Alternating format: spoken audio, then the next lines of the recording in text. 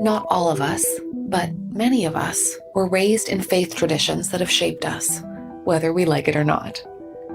The sensory memories, scratchy Easter outfits, the smell of incense, vacation Bible school games, singing Silent Night with candle wax strips on your fingers at Christmas Eve, the taste of that one lady's casserole, or the liturgy you can still recite from memory.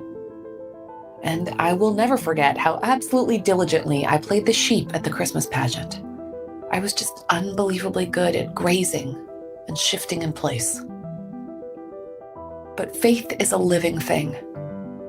Sometimes it grows with us, and sometimes there comes a time in our lives where our faith does not.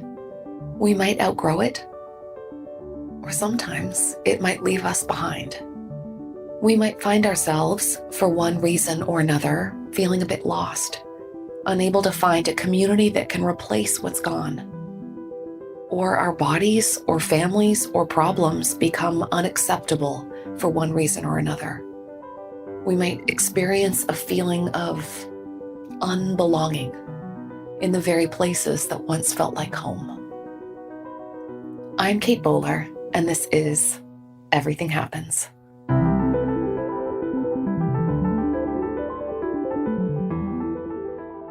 Today, I'm speaking with one of my real-life friends, Jeff Chu. Jeff is a writer, preacher, and editor, and along with one of my other favorite people, Sarah Bessie, Jeff co-leads the Evolving Faith Conference, which facilitates conversation and community for spiritual misfits. He is the author of Does Jesus Really Love Me? A Gay Christian's Pilgrimage in the Search for God in America. And he offered us the beautiful gift of shepherding the late Rachel Held Evans' final book into the world, Wholehearted Faith, which was a New York Times bestseller. Jeff and his husband Tristan live in Grand Rapids, Michigan with their beloved pup Fozzie. And Jeff, as the child of Chinese immigrants and as a gay man, has experienced the beauty and sometimes pain of belonging and unbelonging in communities of faith. Jeff, my friend, hi. Thanks for doing this.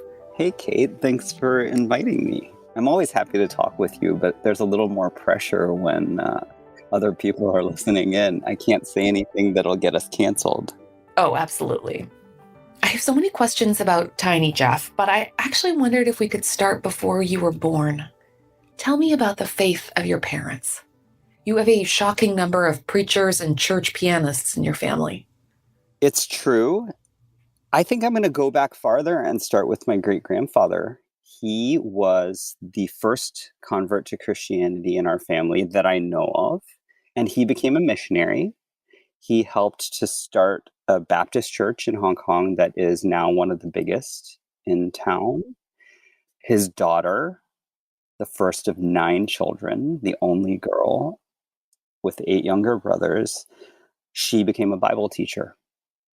And she married my grandfather, who was a Bible college professor. My uncle became a Baptist minister, still is, taught at Hong Kong Baptist University for many years. My dad was for many years a deacon in our Baptist church in California. So was my uncle. This is just how it went. And I was reared to be a good Chinese Baptist kid. When I first started teaching, one of the very first classes I ever tried to teach was about immigrant churches. And I think that was one of the biggest lessons for me, just trying to understand the ways that these congregations shape faith. Tell me what it's like growing up inside of an immigrant faith. So for Asian Christian families in the US, the church is one of the main community centers. It's where you go for your midday meal on Sunday. It's where you share in the rice and the vegetables and the stir fry.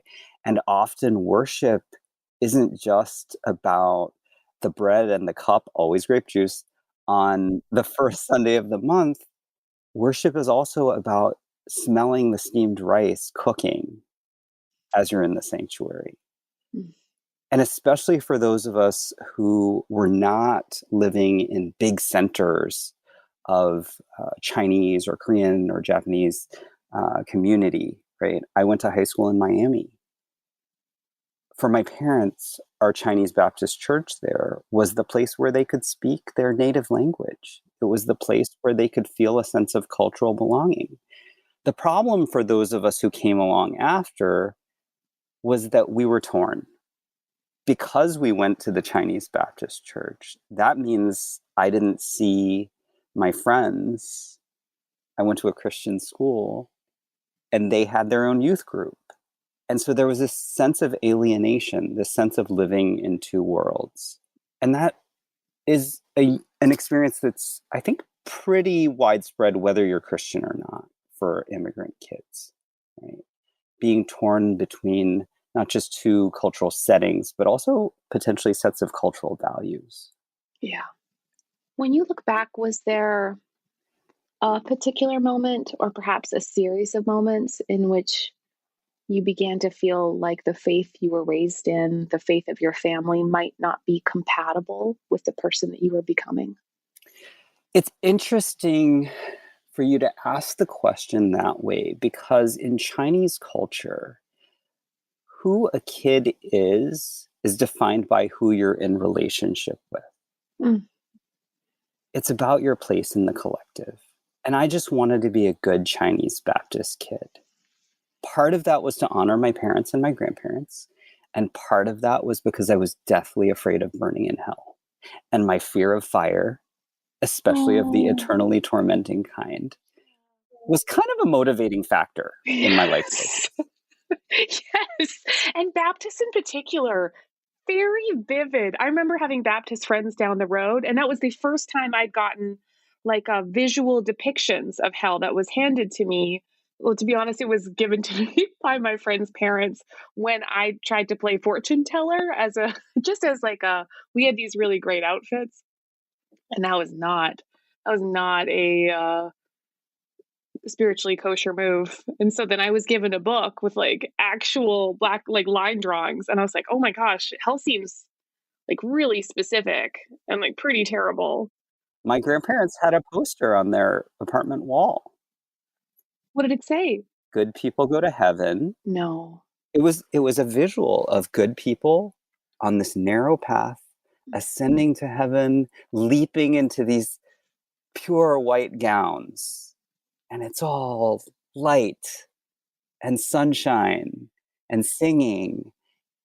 And then folks descending on this wide, steep path and then falling full bodied into the pit of fire. And the hard thing for me growing up was the folks on that wide road seemed to be having a lot of fun. Yeah. They were playing cards, they were playing games, they were dancing, they were talking, they were drinking, they were partying. And I was like, wow, the folks who are going to heaven seem really boring. But for the most part, until puberty, I managed pretty well. Chinese culture, as I said, shapes a kid to understand their place mainly not as an individual, but as a family member, right? What can you do for the collective? What should you do? And my role as a Chinese Baptist boy was to grow up to be a Chinese Baptist man who married a Chinese Baptist woman and made Chinese Baptist children and became a Chinese Baptist deacon and then earned a significant enough income to give money to my Chinese Baptist parents and grandparents. Mm-hmm. So I've failed on a lot of counts because I couldn't get my sexuality to comply with that. Mm. I'm so glad you pointed out like the individualism, I guess, at the heart of the question I imagined, which is like, how did your personal experience, how is that challenged by the set of assumptions that were around you? But it sounds like you were torn between competing deep accounts of belonging to a church community, belonging to a set of smells and foods and places to belong. And then also a sense that like that your sexuality would how would you picture it, Jeff? With like a dividing line, like an anchor dropped somewhere else? Like how did it kind of pull those worlds apart? It almost feels like I'm trying to swim against these currents that I can't really make sense of because they're shifting all the time.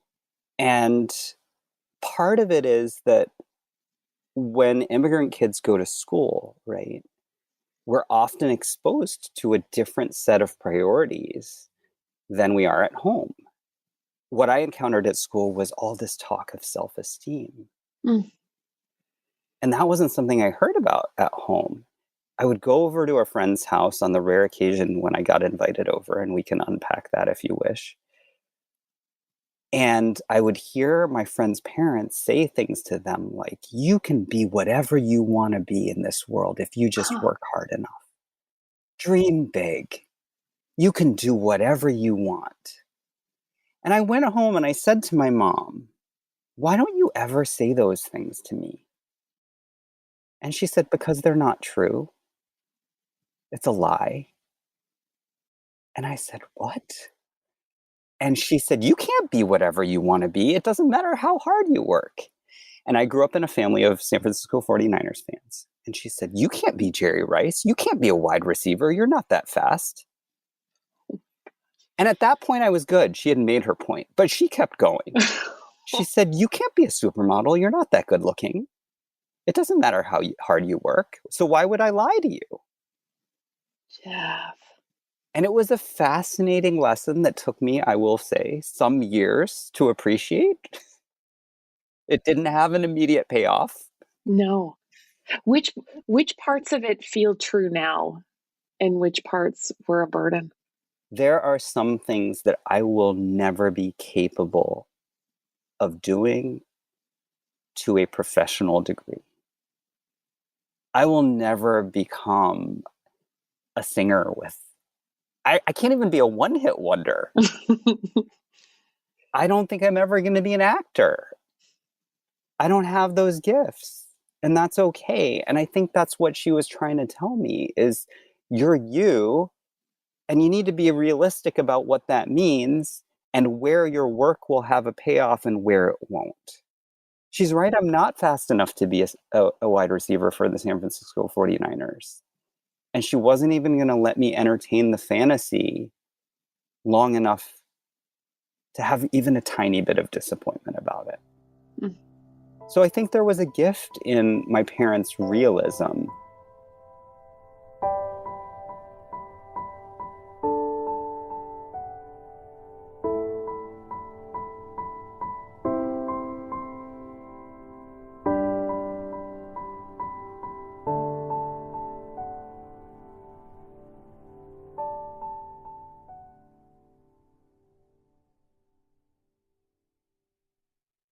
When you were describing her lesson, I guess one of the first things that popped into my head was whether the unchangeability of who you are would offer you a framework for being able to accept being gay. So for years into college, I faithfully went to Bible study. I prayed so hard, so many nights, that God would take these feelings away from me. Partly so that I could honor my parents, but also remember fear of fire, fear of big fire. And I worried that this was the disqualifying thing all through my teen years. I worried that this was the one thing that would mark me as unlovable to God. When was the turning point for you? And how did you, I mean, you're a very cerebral person and you're big-hearted. I imagine it was going to involve a lot of categories and maybe also people who could love you into a feeling of acceptance. So, the funny thing about the human body is sometimes your gut does things to tell you a story that your brain can't really process yet.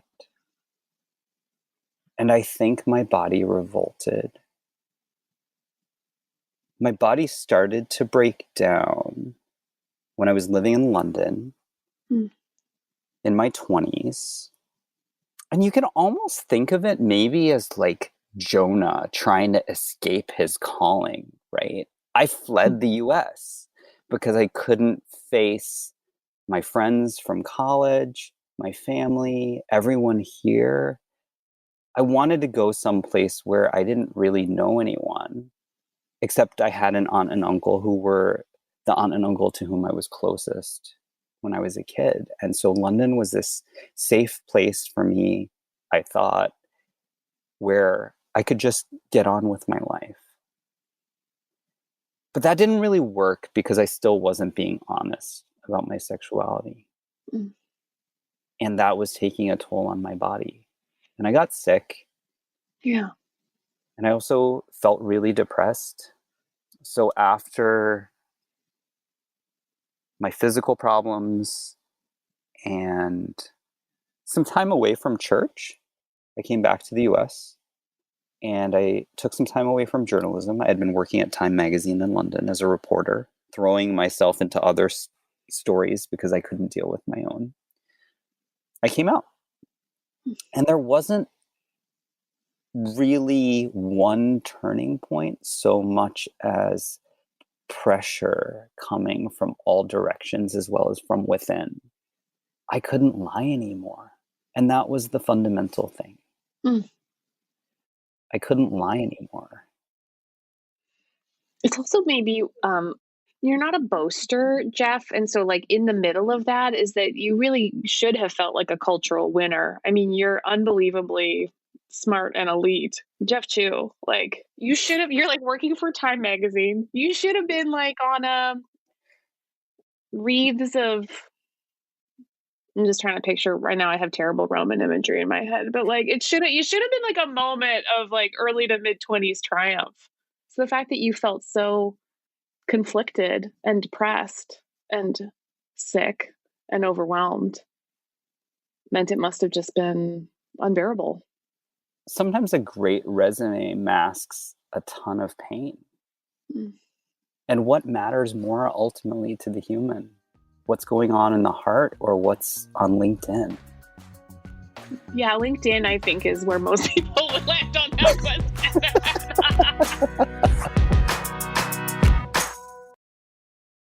You went on a journey where you did incredibly personal and autobiographical reporting around the country with church leaders and parachurches, and so many others about their views on being gay and being Christian. What did you hope to discover on that journey, and what did you find?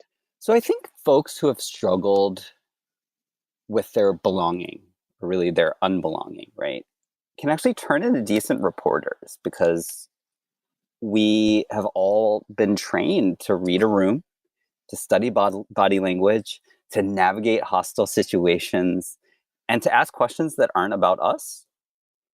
And as I was trying to figure out whether it was possible both to be gay and to be a good Christian, as I said earlier, I didn't know how to examine my own story. The only skill I had was to ask other people about their stories. And so that's what I did. I wanted to understand how all these folks who claimed to be Christian ended up in such different places on the question of homosexuality. Mm. And to be clear, I did this reporting in 2010 and 2011 for the most part, and the conversation in society has shifted quite a bit in the subsequent years. And this project really was about sexuality. It wasn't about gender.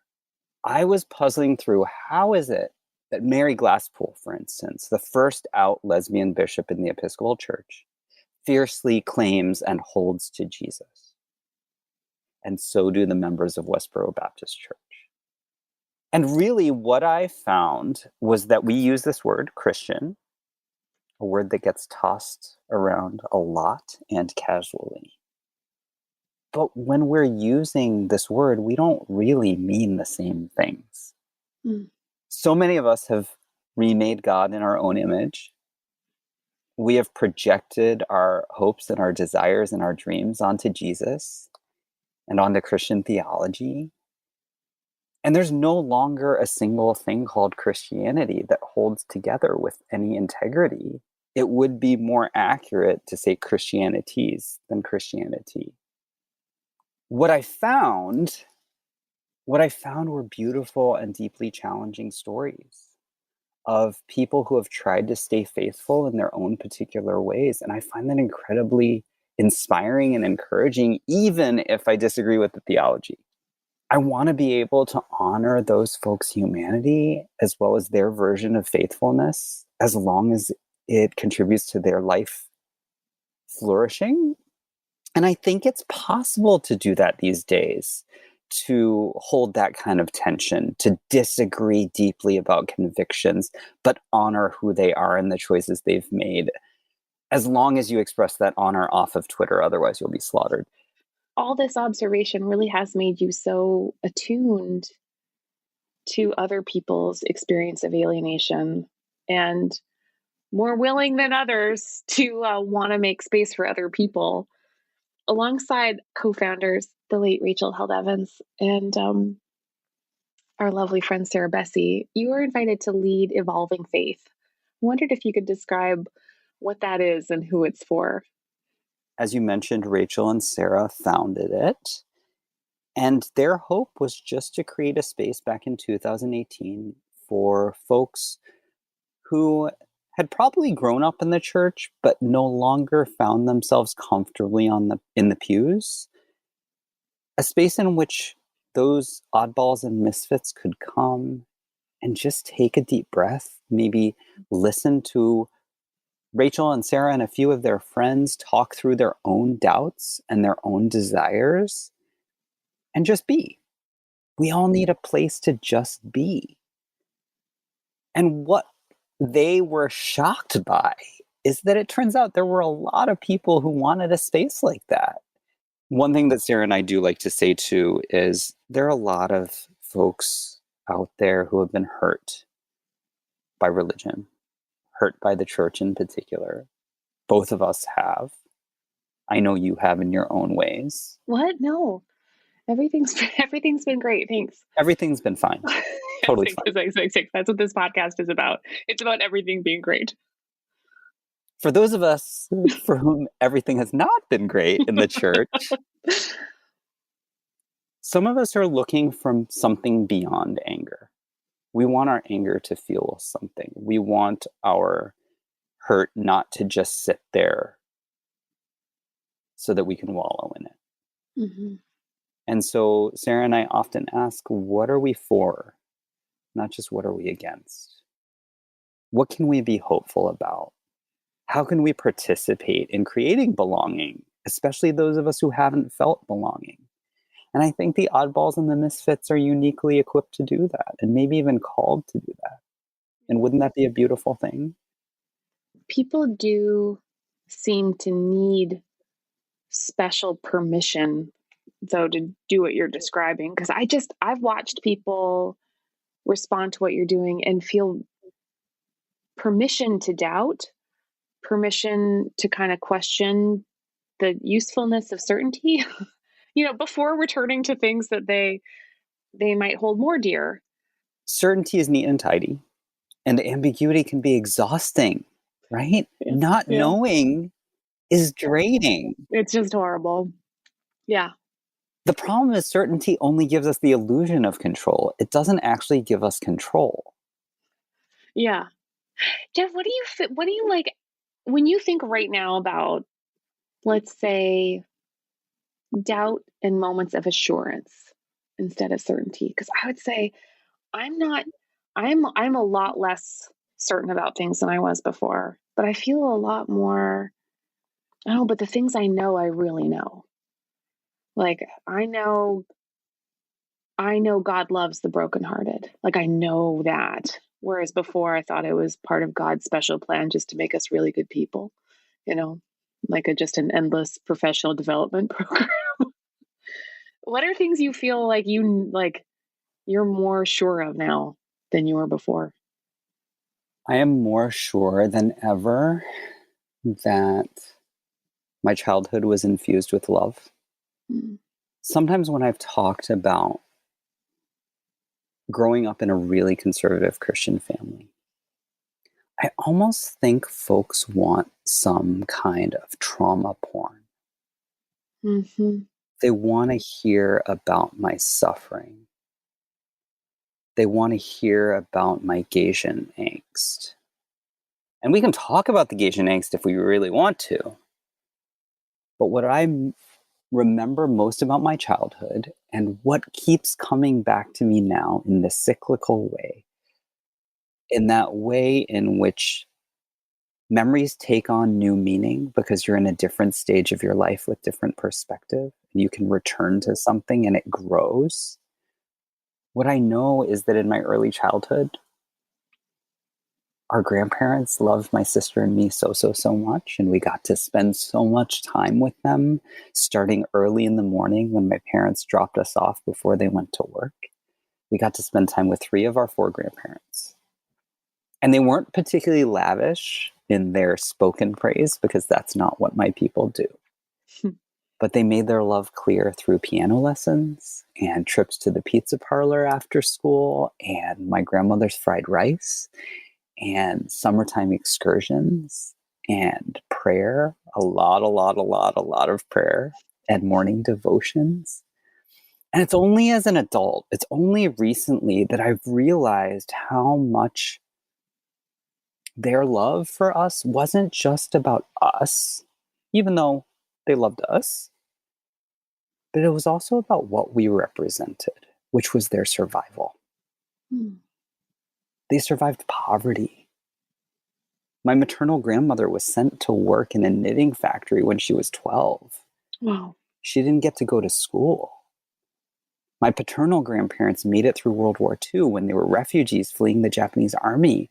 And then my grandfather escaped from mainland China because he'd been there preaching and teaching Bible after the communists took over in 1949. And my grandmother and the kids were in safety in Hong Kong, but he was determined to stay. And then there was a crackdown in the early 1950s, and he managed to escape, but some of his colleagues ended up in prison for many years. I am more certain than ever that my ancestors' stories matter and they live on in me, partly because of the love that they poured into me. And I'm a beneficiary of their strength and their resilience. And I think this isn't unique to me. I think this is true in so many of us. If we would just try to dig up some of those stories, try to access that inheritance, try to receive that as a gift. When I was sick, I started thinking about my grandma a lot more. She had a strong personality, and You're being very respectful right now. and I think it was difficult at times to access like the softer parts of her love. But when I was sick, I started digging up the story of her being shuttered in a sanitarium with tuberculosis, and who could never go to college and make good on a life she thought she'd had, and how it meant that her kids were put in foster care, and that explained so much of her deep desire for her gratitude for the life that she got back when she was let out, and then these moments of deep sorrow. And I don't think I would have nearly appreciated the fierceness of her love and desire to survive if I hadn't suddenly thought, man, my grandma would be the perfect person to talk to right now about being scared to lose it all, and yet and being so changed after that it can't all just be gratitude, that it can also be sorrow. And so I love the full circle feeling that you bring to your life, Jeff. It's also one of the really lovely things about you is you have this kind of like it's like you want to hold everything in your arms. You want to you want to hold the sorrow, and then you want to hold the joy. You have a very low tolerance for totalizing explanations for things. You're like you have a big long patience, even for things that are not easy. But everything happens for a reason, Kate. You're like, and that's why I came on this podcast today, is to tell you this, Kate, comma. How often do people come on and say that? Actually, no, but sometimes like people honestly, they misread they misread the title, and then they're like, "But as you always say," and I'm like, "Oh no, oh no, this has gone terribly wrong." Don't do it. It's a trap. From the very first, you gave me a place to belong, and I know you do that for other people. So thank you. Thank you for giving us a better, deeper, lovelier account of hospitality and being surprised by love. I'm so glad we could do this today.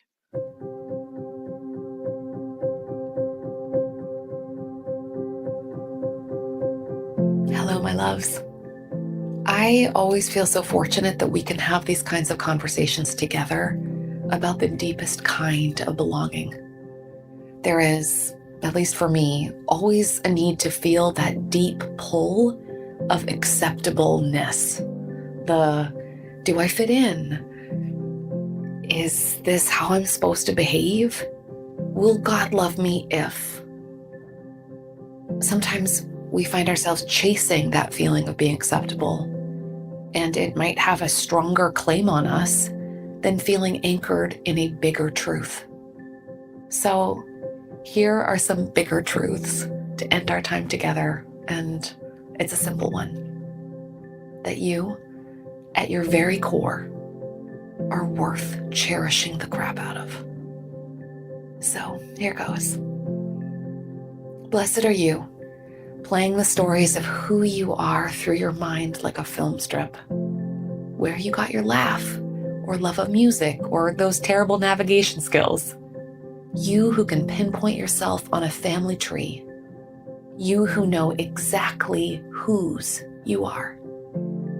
And blessed are you when you don't belong, when you can't explain exactly how you ended up here, outside of what was acceptable, but longing to fit in nonetheless. Blessed are you in the alienation and the fear, the where will I find my people, the confusion or anger or the still woundedness from unbelonging. May you feel your own worthiness. May you feel your own belovedness. May you find yourself wrapped in a story larger than the one you can trace, a story of love and hope and courage, a story truer than the one you've been told. Blessed are all of us here in this family of God. Hi, my name is Rebecca from Richmond, Virginia. When I was growing up in church, and somehow it was just easier for us to all agree on what we believe and feel more certain about those different things. But it also was just our place, right? Like outside of our home, for everybody who went to my church. Church was home and school and church. And when we weren't at those other two places, church is where we were. And church is where all the adults were who knew you and knew your parents well enough that they could fuss at you if you were misbehaving on the back row or taking communion when you shouldn't be. And so, I mean, it wasn't just about the faith, but it was about the community. And I think it's just not that way anymore. At least that's what I keep trying to tell myself, is that church experience doesn't exist now, with people so busy and kids and so many activities. And, you know, we've looked and looked and are looking and looking for a faith community for our children. And I really just want the one I grew up in. And I don't know that it's possible to find it, which makes me really sad. And it makes it hard for me to know what I'm supposed to let go and what I'm supposed to hold on to, because I don't know that I'm going to find that anymore.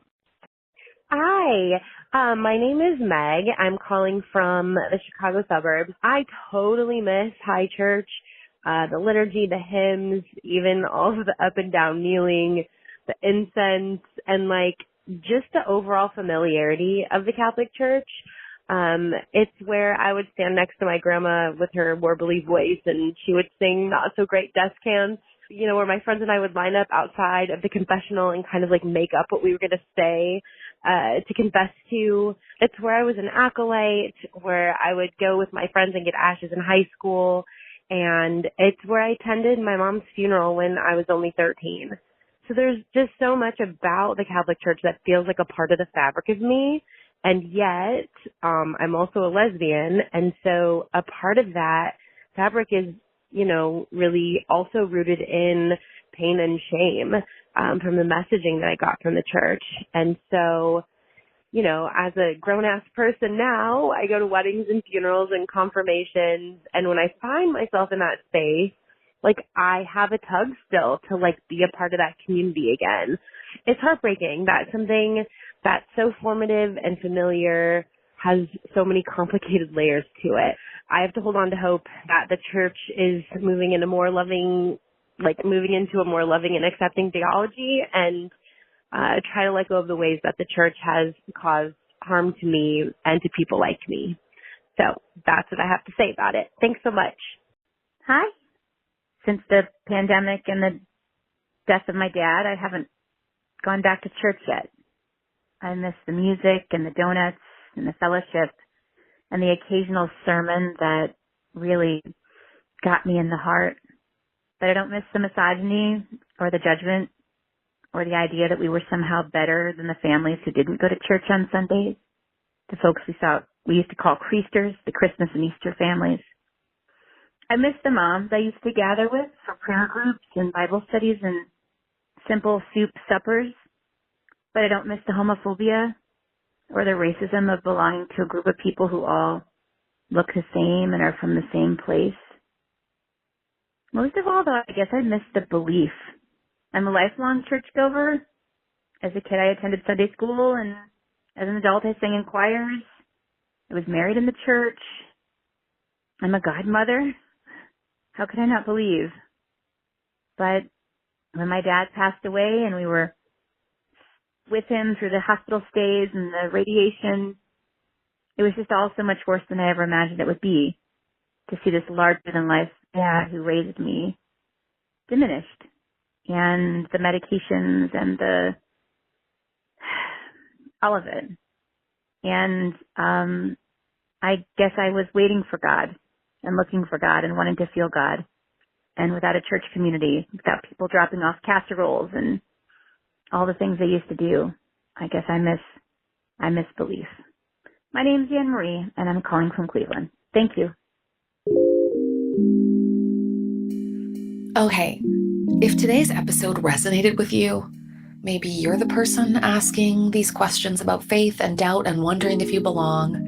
I wondered if maybe you wanted to join us for the Evolving Faith Conference this year. The Everything Happens Project is a sponsor, so I'll be speaking there alongside some friends of the podcast that you've heard here before. And it's all virtual, so you can come in your pajamas or with, say, a glass of wine or maybe coffee if it's the morning. And it's happening October 14th and 15th, 2022. So October 14th or 15th, and if you want to know more, come visit evolvingfaith.com/conference to buy your ticket. I'll see you there.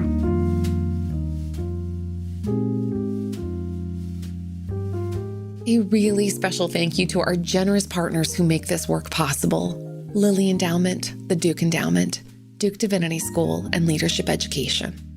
And to my wonderful team, Jessica Ritchie, Harriet Putman, Gwen Higginbotham, Brenda Thompson, Keith Weston, Jeb, and Sammy. Thank you. And I would love to hear what you thought about this episode. Would you do me a favor and leave a review on Apple Podcasts?